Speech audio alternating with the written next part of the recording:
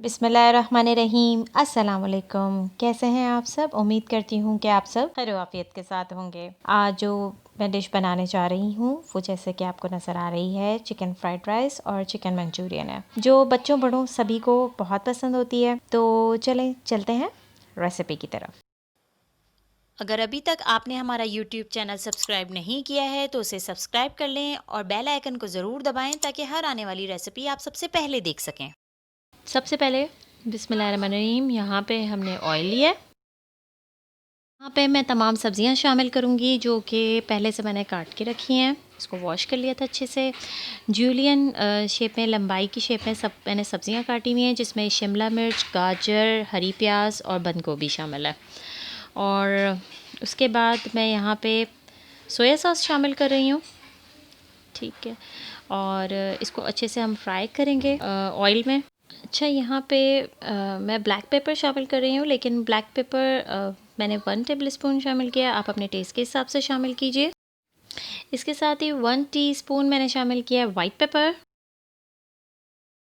यहाँ पे फिर मैं लाल मिर्च पाउडर शामिल कर रही हूँ, और मैंने इसके अलावा लाल मिर्च पाउडर के अलावा मैंने चिली सॉस भी शामिल किया। यहाँ पे मैंने सिरका शामिल किया अभी। और सिरका जो है, मैं आपकी अपनी मर्ज़ी है कि आप सिंथेटिक वाला यूज़ करना चाहते हैं या एप्पल साइडर यूज़ करना आपको अच्छा लगता है। मैंने यहाँ पे एप्पल साइडर यूज़ किया है। यहाँ पे मैंने सॉल्ट शामिल किया है, और फिर इसके बाद मैं इसको अच्छे से हिलाऊंगी।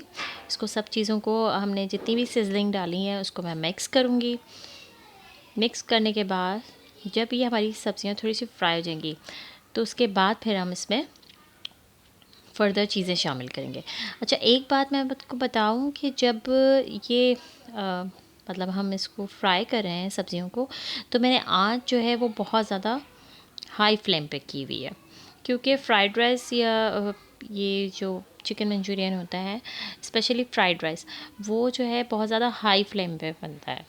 ठीक है, यहाँ पे मैंने चिकन क्यूब शामिल किया है फिर थोड़ा सा अच्छा फ्लेवर टेस्ट करने के लिए।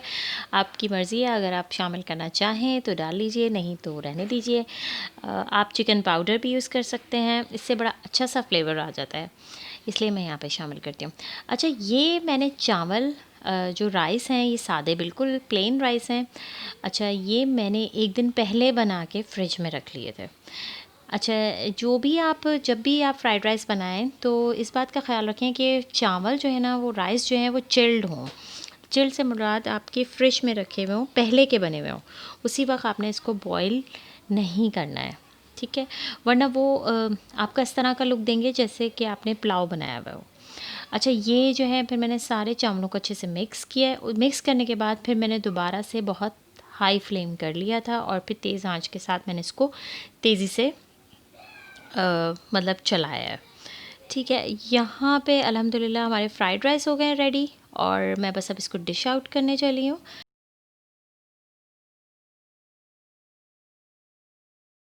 अब इसके बाद हम बनाने जा रहे हैं ग्रेवी, यानी कि चिकन मंचूरियन। उसके लिए मैंने यहाँ पे ऑयल लिया है।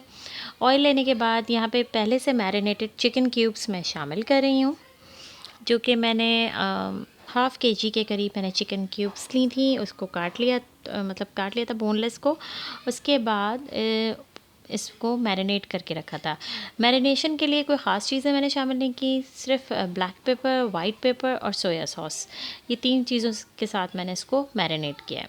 आपकी मर्ज़ी है, आप चाहें तो कोई नॉर्मल टिक्का मसाला वगैरह भी डाल सकते हैं, लेकिन बेसिकली इसकी जो रेसिपी है उसमें हमने इस तरह की चीज़ें नहीं डालनी होती। तो वॉस्टरशायर सॉस भी आप डाल सकते हैं, लेकिन मैं सिर्फ सोया सॉस का मुझे टेस्ट पसंद है, इसलिए मैंने सॉल्ट, सोया सॉस और ब्लैक पेपर और वाइट पेपर और सॉल्ट के साथ मैंने इसको मैरिनेट किया। यहाँ पे मैं फिर दोबारा थोड़ा सा सॉल्ट शामिल कर रही हूँ। ज़्यादा मैंने सॉल्ट इसलिए भी नहीं शामिल किया है क्योंकि ऑलरेडी इसमें सोया सॉस है। सोया सॉस का भी अपना एक सॉल्टी टेस्ट होता है। मैरिनेशन में भी सॉल्ट था, और इस वजह से हमने थोड़ा सा कम ही सॉल्ट लिया है। यहाँ पे मैंने थोड़ी सी सब्ज़ियाँ शामिल की हैं, और उसके बाद मैं यहाँ पे दोबारा थोड़ा सा सोया सॉस शामिल कर रही हूँ, और साथ में मैंने ये शामिल किया है इसमें टोमेटो केचप। अभी मैंने यहाँ पे जी ये मैं टोमेटो केचप मैंने 1 चम्मच पहले डाल दिया था और 1 चम्मच अब मैं बाद में डाल रही हूँ क्योंकि मुझे लगा कि कम है। अच्छा, ये केचप डालने के बाद इसमें मैंने थोड़ा पानी शामिल कर दिया था। अब यहाँ पे मैंने इसमें कॉर्नफ्लावर या स्टार्च अलग से घोल के 2 टेबलस्पून या आपको जितनी उसकी थिकनेस रिक्वायर्ड है आप उसी हिसाब से लेंगे। बहुत ज़्यादा पकाने की ज़रूरत नहीं होती। थोड़ा सा पकने के बाद उसके बाद आप पानी शामिल किया मैंने 1.5 कप और इसके बाद मैंने कॉर्नफ्लावर जो है 2 से 3 चम्मच लेके उसमें डाला था जितनी मुझे ग्रेवी रिक्वायर्ड थी। हल्की आंच पे इसको थोड़ी देर पकने दें। उसके बाद ये आपका अल्हम्दुलिल्लाह रेडी हो गया है।